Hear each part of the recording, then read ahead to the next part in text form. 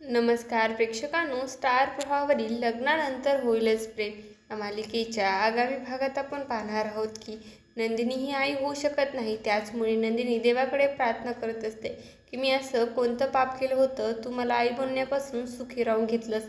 माझ्यासाठी नाही पण जीवासाठी मला हे बाळ हवं होतं. पण हे मात्र पुढे जाऊन नंदिनीला खूपच मनाला लावून घेते आणि ती निराश होते.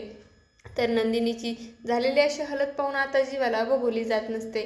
जीवा नंदिनी सांगत असतो की आपलं बाळ नाही झालं तरी काही हरकत नाही, आपण एखादं बाळ दत्तक घेऊया. पण मात्र नंदिनी खूपच तुटलेली असते, ती काहीही समजून घ्यायला तयार नसते. त्यामागे जीवा ठरवतो आपण एकदा काव्याशी बोलून बघूया आणि अखेर तो ट्रॅक आपल्याला पाहायला मिळतो की जीवा हात जोडून काव्याला म्हणतो की तुझं बाळ आम्हाला दे. तर काव्या संकटात अडकते, कारण तिला पार्थलाही आनंद द्यायचा असतो आणि नंदिनीचंही दुःख तिला दूर करायचं असतं. काव्या ही मनाचा मोठेपणा दाखवते आणि तिचं बाळ नंदिनी आणि जीवाला द्यायला तयार होते. तर पार्थही काव्या यांचं कौतुक करतो, कारण त्याला ही नंदिनीचं हे दुःख बघवलं जात नाही.